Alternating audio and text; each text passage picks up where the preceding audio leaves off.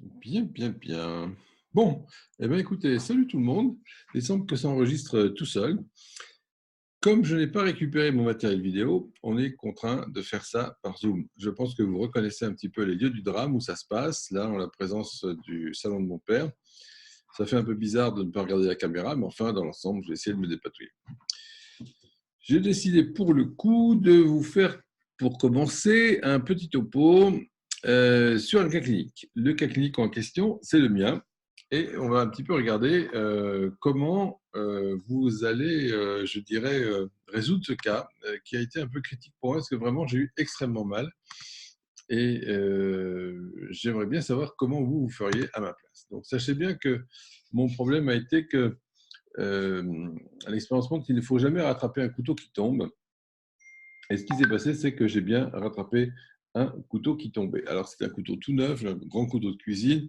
Je ne sais plus comment j'ai fait. Il y avait, je pense, un bout de papaye à éplucher et schlac. Le couteau m'a tranché net la pulpe du doigt, ici. On verra sur les photos. Bon, la plaie était assez profonde. Sur le coup, ça n'a même pas fait mal, tellement ça a tranché net.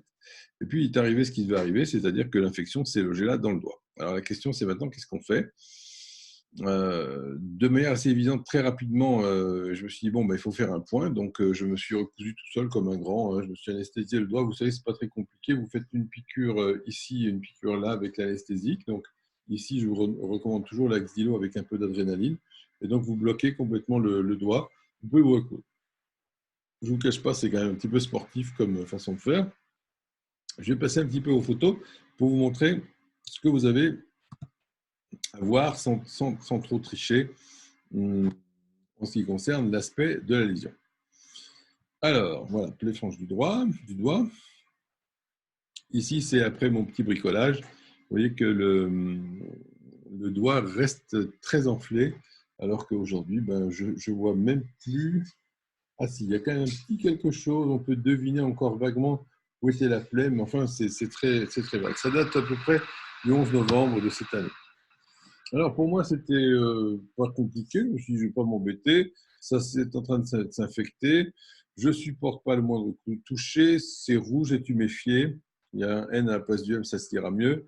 Ça commencerait peut-être à suppurer et surtout, c'est très nettement amélioré par la chaleur. Et là, comme vous voyez, ce que je faisais, c'est que je posais mon doigt sur la tasse remplie d'eau chaude pour un petit peu me soulager. C'était la seule chose qui me soulageait, c'était que j'étais très clairement amélioré par la chaleur. Et puis, vous voyez que c'était quand même, au bout de quelques jours, resté très gonflé. La plaie, vous voyez, continuait de gonfler. Puis, j'avais l'impression qu'il y avait un petit début de fluctuation ici à la base de l'ongle qui ne s'est jamais concrétisé par du pus finalement. Le gros plan ici vous montre qu'au bout d'un moment, j'étais carrément obligé en 2-3 jours d'enlever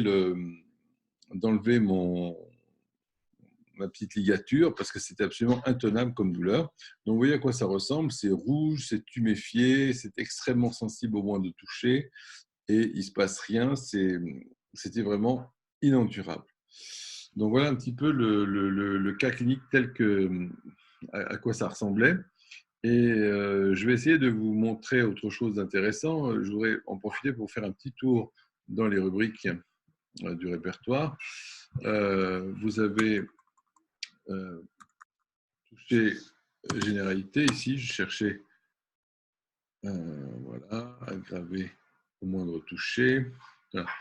Aggravé au moindre toucher ici. Vous avez quand même pas mal de remèdes qui sont suppurants. Donc, azafétida peut suppurer. Amamélis, Épar, bien sûr, Belladonna, Agaric, Brionia, Iociamus. Que faire, que faire? Vous avez aussi l'autre rubrique qui était tuméfaction en généralité. Ici, c'était une tuméfaction de nature inflammatoire. Et ça fait partie des rubriques, je pense, qu'il faut consulter aussi. C'est rouge, c'est enflé, c'est une tuméfaction inflammatoire.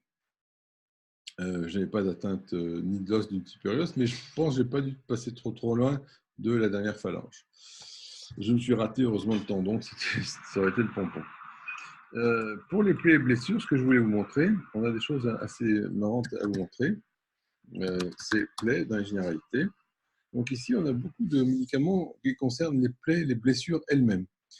Alors bien sûr, au premier chef d'entre eux, c'est les dompalus, l'achésis, les venins, calendula, qui est plutôt quelque chose par, comment je pourrais vous dire, par, le terme m'échappe, par abrasion, le type du genou frotté quand l'enfant tombe avec son vélo. Et puis voilà, pulsatilla, sulfurique acide, tout ça, ce sont des bleus différents, phosphorus aussi, staphysagria qui correspond à des plaies par coupure nette, comme ça a été mon cas avec un coup de couteau. Donc, vous avez aussi beaucoup de détails dans les plaies blessures, cicatrisation lente, coupure franche ici, qui pourrait être quelque chose d'indiqué dans mon cas. Je vous laisserai réfléchir un petit peu. Et les plaies inflammatoires, bon, méséréum, il n'y a que ça. Je pense vraiment que ici, le méséréum est certainement tout seul, un petit peu trop seul dans cette rubrique. Là, on a aussi les histoires de plaies. Vous voyez aussi, c'est quelque chose d'intéressant.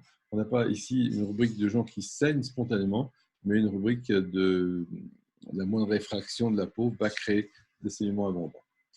Voilà, donc c'est tout ce que vous avez pour pouvoir me soigner. Ce n'est pas plus que ce que j'avais. Sachez simplement que le bon médicament, je crois que je l'ai pris, j'ai pris en désespoir un globule de 10 000 et j'en croyais pas mes yeux, tellement l'amélioration a été rapide, frappante. Enfin, vous connaissez tout le tralala de l'homéopathie.